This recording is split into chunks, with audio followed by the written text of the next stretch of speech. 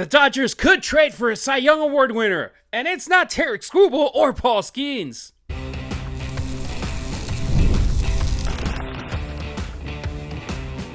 You are Locked On Dodgers, your daily Los Angeles Dodgers podcast. Part of the Locked On Podcast Network, your team every day.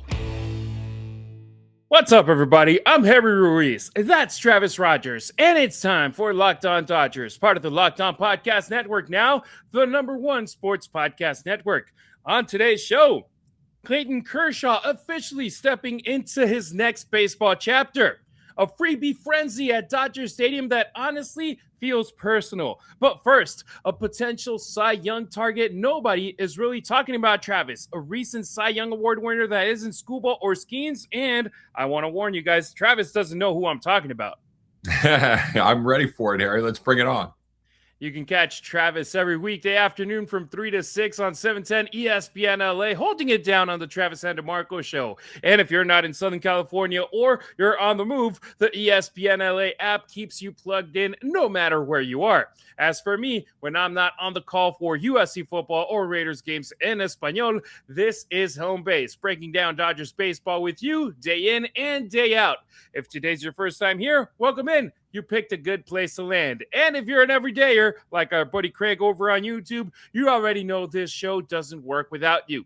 Watching on YouTube, tap that like button, jump in the comment section, and make sure you're subscribed so you don't miss an episode. Listening on Apple Podcasts, Spotify, or wherever you get your pods, a quick 5-star rating helps this show reach even more Dodgers fans. And if you ever want your voice on the show, like we will be listening to a first-time caller later on in today's episode, the Locked On Dodgers listener line is always open, 279-3-LOCKED or 279-356-2533.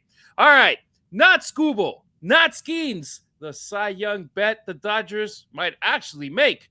There's a reason Tarek Skubal's name keeps popping up in rumors. He's elite, he's dominant, he's expensive, he's one of two guys who can claim being the best pitcher in baseball right now. And honestly, he's probably not moving anytime soon.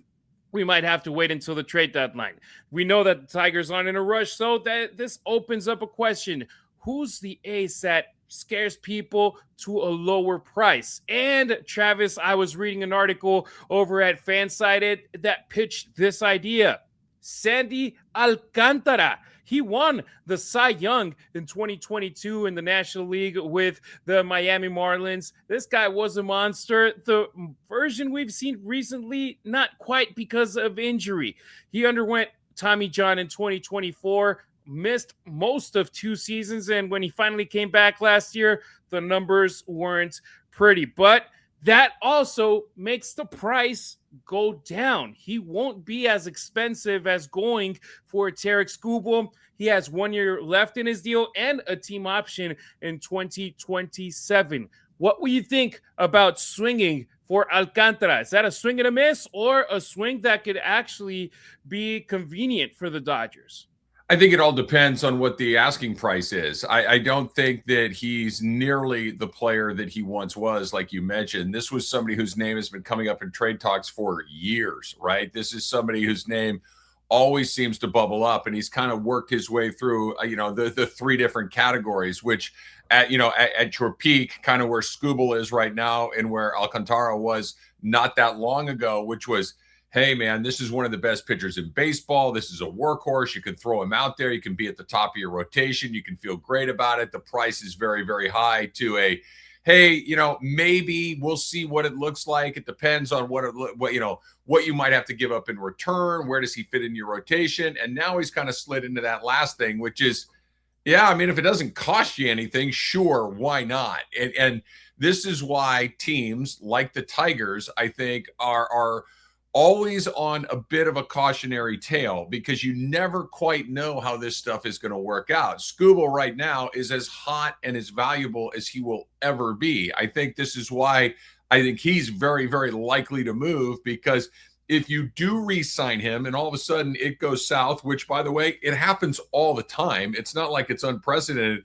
Now you're stuck with a Sandy Alcántara type of asset, which is, yeah, there's a lot of great stuff in the rearview mirror, but nobody knows what the future looks like. Now, Skubal's better than Alcantara, but that's the point being is that the value can change in the blink of an eye. The Dodgers don't need a guy right now because they need a guy right now. What makes this a little bit interesting is they can fix him, right? Like maybe they can do the thing that we've seen him do with other guys. I think the best example of this is Tyler Anderson a few years ago. And Alcantara's ceiling is higher than Tyler Anderson's, to be sure.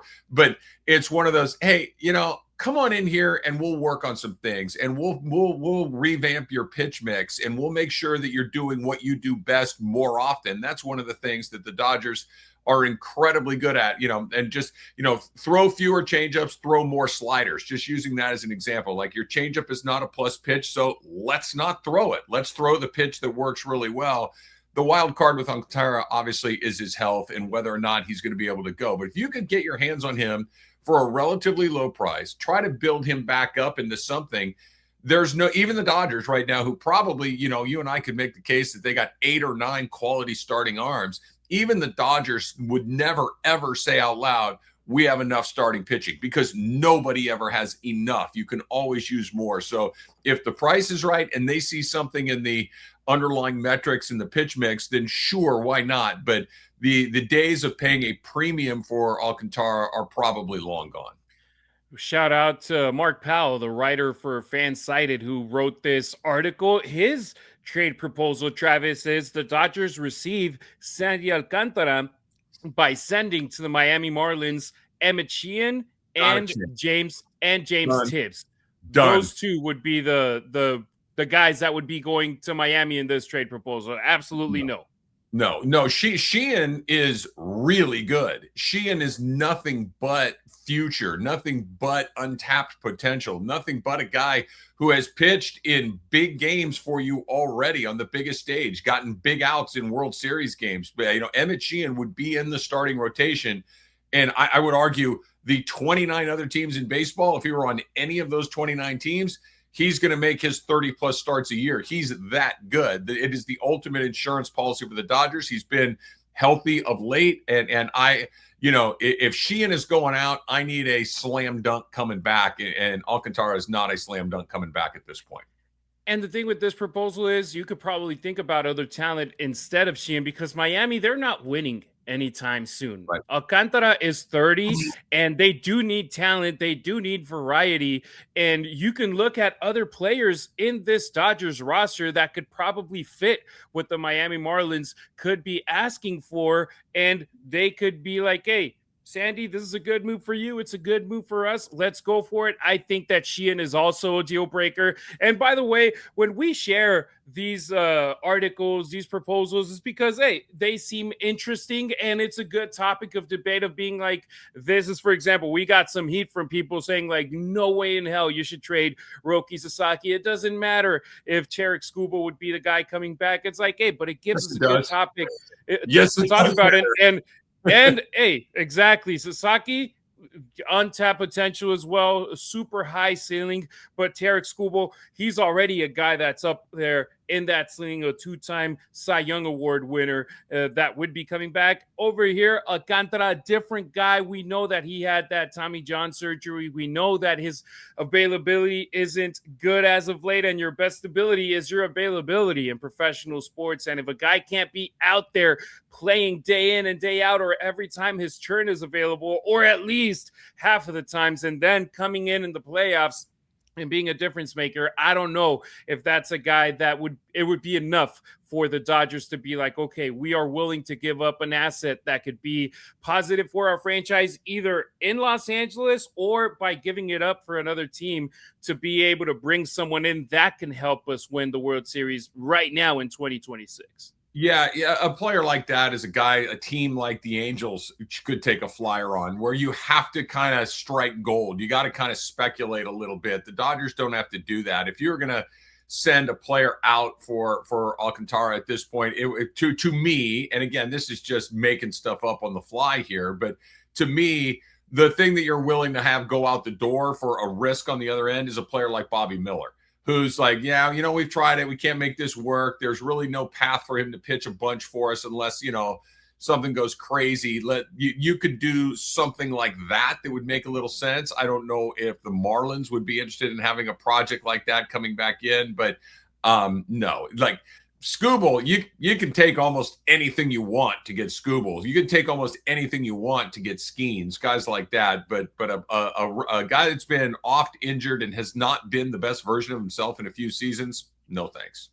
And you said it straight up. You can never have enough starting pitching. But damn, if there was a team ever to be able to claim it's like we're close to that, it could be the Dodgers, just seeing the 6 top line starters that they have in their rotation right now. If you include Shohei Ohtani, who's a two-way player, and he's a hell of a freaking pitcher out there on the mound. It's like, well, that's the embarrassment of riches that you got a lot of fan bases crying foul about, because the Dodgers just every time they send a starter to the mound, it's like, man, it's going to be a tough day for that opposing lineup.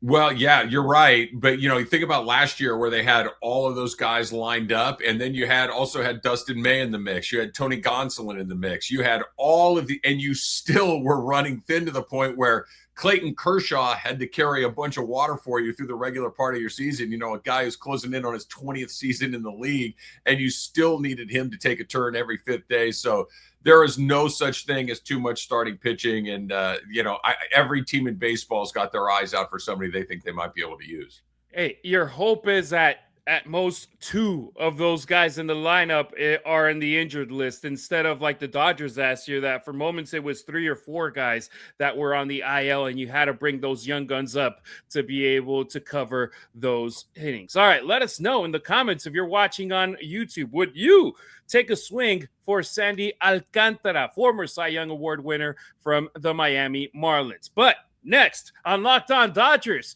the Dodgers drop part of their 2026 promotional schedule, and it's not just bobbleheads, it's psychological warfare, especially if you're a Giants fan. Tax season does not have to take over your life. This year, TurboTax is making it easier than ever to just hand things off and move on with your day. With TurboTax Full Service, you can have your taxes done for you by a trusted local expert, start to finish, without the stress or guesswork. Instead of spending hours trying to figure out forms, and yes, hours, you can meet with a local TurboTax expert in person or connect online. They handle everything from W-2s to self-employed forms and work to get you every deduction. You can upload your documents and then just go about your day and get updates right in the TurboTax app. It is a huge time saver and gives real peace of mind knowing an expert is handling all of it. For a limited time, you can have your taxes done by a local TurboTax expert for just $150 all in if a TurboTax expert didn't file for you last year. Just file by February 28th. Take taxes off your plate and get back to your life. Visit turbotax.com/local to book your appointment today. Thank you for making Locked On Dodgers your first listen of the day, and thank you for making Locked On the #1 sports podcast network. You already live your team every day. Now take it up a level and go ad-free. Join the Everydayer Club today and get Locked On Dodgers with no interruptions, members-only Discord access, and more. All for just $5 a month or $50 a year. Go to LockedOnDodgers.supercast.com or check the link in the show notes to learn more. Freebie Frenzy. The Dodgers 2026 giveaways are absolutely unhinged, and I love it. Travis, 33 giveaways announced for 2026, and honestly, this might be one of the most stacked promotional slates ever. Let's start with this headline number. 24 bobbleheads. I figured, yeah. Yes, 24. I mean, I ain't even going to say names yet. That's a heck of a lot of bobbleheads. You're talking about a bobblehead pretty much one every 4 games that the Dodgers play at home. Yeah, I'm surprised. I'm waiting for you to tell me, but of the 24 bobbleheads, I'm guessing 22 of them are Shohei Ohtani or decoy or something Ohtani related, and the other 2 are probably Yamamoto. And heck, just saying it out loud, it's like, wait, that math doesn't math. It's almost one every 3 1/3 games that the Dodgers play that they would be getting a bobblehead. And so let's start off. 3 of them are Shohei Ohtani bobbleheads because, I mean, why wouldn't you Why not? have 3? Exactly. And maybe halfway through the season, he does something ridiculous and you end up throwing a fourth bobblehead out there. And they're split across multiple team series. And here's another part. You've got a greatest game series, which of course goes back to that NLCS clinching game 4 where he was a ridiculous pitcher. He was a ridiculous batter. So you're going to have a pitching Shohei Ohtani bobblehead and a batting Shohei Ohtani bobblehead. And then the other one is a starter series, a starting pitcher. Blake Snell, Tyler Glasnow, Yoshinobu Yamamoto, and Shohei Ohtani. And then there's a game 7 series that literally recreates iconic moments from that game, the World Series clinching game for the Dodgers. Will Smith's homer, Miguel Rojas' blast, Max Muncy going deep, the Mookie Betts double play, and Yamamoto's final out celebration. That right there, Travis, that's not a giveaway. That's a museum exhibit. Yeah, no, that's pretty great. And look, you could make even more. You could have, if nothing else, just have a bobblehead of Will Smith's cleat getting back on the home plate. You could have a bobblehead of Pages and Kike Hernandez crashing into each other in left center field. I mean, you could make so many different. You could have Blake Snell coming out of the bullpen in Game 7. I mean, keep in mind, that was that game where every single Dodger starting pitcher took a turn in that game. It puts a smile on my face thinking about it. And well, so many things that had to go right for them to win that game and so many opportunities for just one of those things to go wrong. And we're having a different conversation this offseason, but that's exciting. Bobbleheads are fun. I have a handful of them myself. You can see a couple of them over my shoulder, this shoulder here, I guess it is. And they're great. I love them. And like you said, getting to relive those big moments, just kind of thinking about it all over again. I got a couple of Christmas tree ornaments this year of the Pages and Kike running into each other. It's fun to relive those moments, especially when they're still so fresh in our memories. And the cool thing about this is that having a series, you need the complete series. You need those 4 starters all stacked together. Or you need the Shohei Ohtani as a batter and the Shohei Ohtani as a hitter together right there, or those 5 moments from the World Series. So they give you a reason to be like, okay, one bobblehead isn't enough. I need to go back to Chavez Ravine to be able to get that complete stack all together for the Dodgers. But here's my favorite part, Travis. The Giants series. I don't know if you remember in 2024 that the Giants gave away Mickey Mouse ears during a Dodgers game out there in the Bay Area. And ever since, all the Dodgers have done is literally win back-to-back World Series champions. So in mid-May, the Dodgers are hosting San Francisco. And in 3 of those days, what are they doing? A World Series replica trophy. An Ice Cube bobblehead with him holding the commissioner's trophy. Great. Okay, I want that one. In the car that he's used in the celebration, and gold jerseys to close out the series. So it doesn't matter in which game you go out of those 3. If you're a Giants fan going to Dodger Stadium, all you're going to see is gold left and right. And I'm pretty sure that right there, it's not subtle. It's intentional for a reason. It's payback. Yeah, no, look, the rivalry goes back a million years. They've, when the Giants had won their 3 World Series in that 5-year window, they were living large and they get to do whatever they want to do. And now it's the Dodgers' turn to do it. Of all the promotions that you mentioned, and they all sound pretty great, and the Dodgers marketing team is just fantastically on top of all this stuff. But a cube bobblehead with the trophies in the card, like that is a must-have. Like the player ones are always great, right? It's always fun to get your favorite player, relive those favorite moments, but those one-off ones with guys that necessarily aren't players on the team but are so closely identified with the city, the way that Ice Cube is, it's great. That's when you knew the World Series 2 years ago. It's like, we're going to win the World Series. When Ice Cube came out and did his opening act in Game 1, and then the Yankees responded with that horrible Fat Joe show in Yankee Stadium, it's like, oh yeah, we got this thing. So getting to relive Cube again will be really fun. And it's not even Fat Joe anymore. It's just Joe out there in New York. But that's great. And yeah, Ice Cube, I don't want to say a mascot. He became like the ambassador for the Dodgers. He's LA. Yeah, he's just so closely identified with the city of LA. Like he and Snoop both. Like you think of guys, you instantly think of Los Angeles. And with Cube in particular, you think of the Raiders, you think of the Dodgers, and he's been so, involved with the team over the last couple of years when it comes to these big moments. And it just puts a smile on everybody's face when you see it. I would love to get my hands on that. That's a Giants game you were saying. I think that's going to be a must-have for me.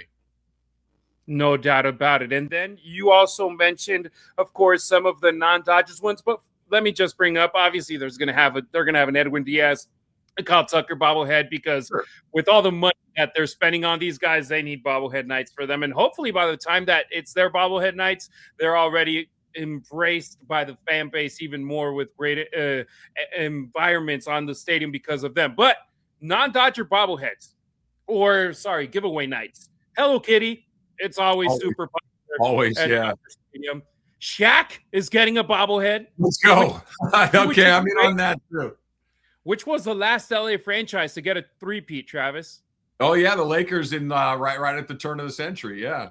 So it's kind of a good connection there. Sung Hyun Min, who, for those of you that don't know soccer, he's massive, and he's from LAFC. He threw out a first pitch, if I remember correctly. So why are they doing this? Because why not? You talk about Lakers in LA. They are, when they're hot, nobody's bigger than the Lakers, and the Dodgers and the Lakers are up there. So Shaq, he's an icon for the city. Min is international. We've already seen the Ohtani experience, the Yamamoto experience, the Sasaki experience. You bring Min in and you bring a different fan base in there that they want to be there for. I'm pretty sure he's going to be throwing out the first pitch plus his bobblehead. So it's smart. The Dodgers organization, they know that to make money, you got to spend money. And these bobbleheads, that cost them money, but they're going to get a lot of sellouts because of them. Well, you're right. And their marketing team is fantastic. But I think, there's, I don't know if silver lining's the right phrase for this, but I think it's reassuring to know that the right people are making the important decisions with that team, because the Dodgers very easily, if anything, could kind of pull back on this stuff because they're putting the product that they have on the field every year. You can say, look, we're spending $300-400 million on players. We're going to go win every night. We're going to give you a World Series contender every season. Come on out and see the best team in baseball. That's a pretty good marketing pitch. The better marketing pitch is we're going to do that, and we're going to have some really cool promotions, and we're going to give you a great ballpark experience. So, yeah, that they're on it, and Sonny's a great idea. I mean, so I don't know if non-soccer, and I'm not a soccer person, but we carry LAFC on 710 where I do my day job, and Sonny's one of the most famous athletes in the world. It's not just that he's, a new guy to LAFC. He is one of the most famous international soccer players in the world. So that's a no-brainer. And I like the Shaq, Sonny. Like, you go back a few years ago, I know you'll know this one, Harry, when the Dodgers had a Caleb Williams bobblehead when he was at USC. It's just, there are really cool moments with, non-Dodger people, but it's an LA thing, and the Dodgers represent LA. And when they can get those crossovers, they jump on it, and they almost always nail it. And if you're an athlete from another sport, I'm pretty sure you get requests left and right to partner with other franchises. And most of the time it's like, when you get a request from the Dodgers, it's like, yo, I want that. There's going to be 40,000 of my bobbleheads out there because of the Dodgers. Hell yeah. And another of those bobbleheads is Clayton Kershaw, which, by the way, coming up on Locked On Dodgers, Kershaw is officially stepping into the spotlight in a brand new way. And the Dodgers' fingerprints are all over it.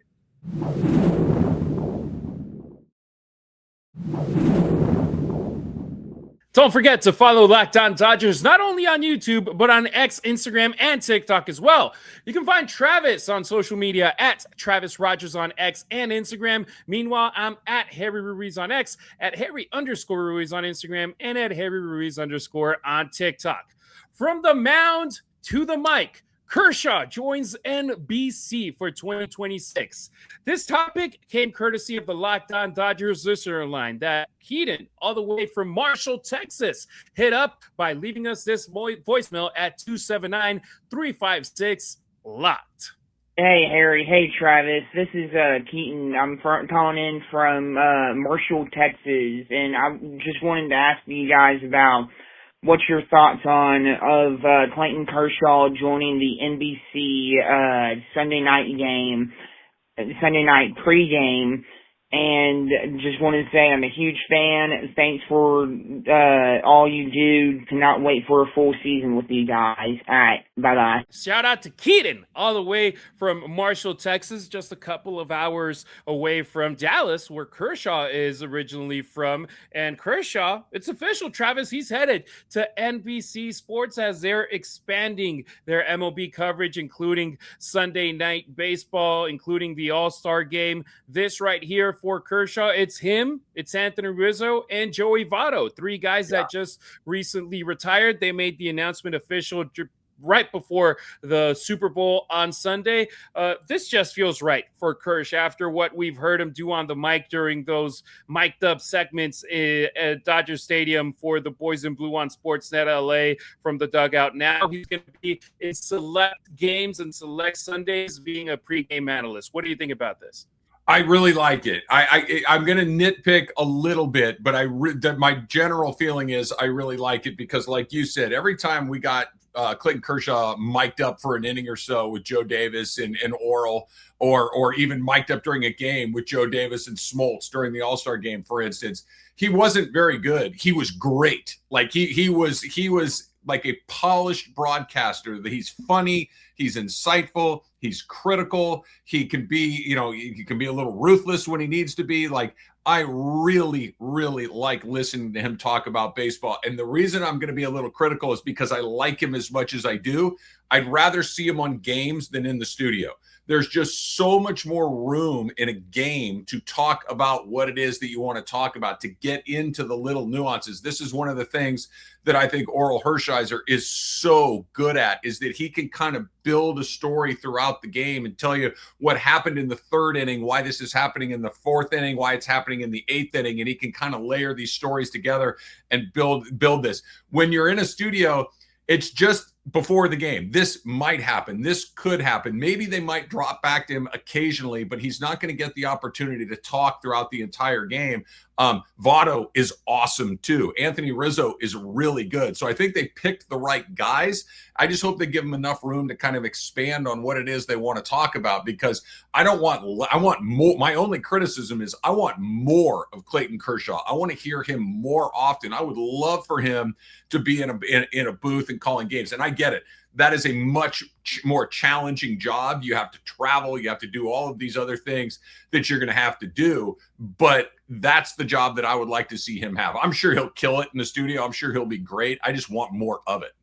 And here's the deal. Even with this gig, they're saying it's like a limited pregame show appearances. Yeah. It's like Kershaw doesn't want to be there every single Sunday on the air. And I'm pretty sure if it's limited, that means that he's going to be there in person wherever the studio is going to be for NBC, either in New York, LA, Miami, whatever, or if they're in person at whichever stadium that game is going to be happening. And Kershaw, I feel, wasn't ready to just be like, okay, I just retired from baseball. I want to be more time with my family.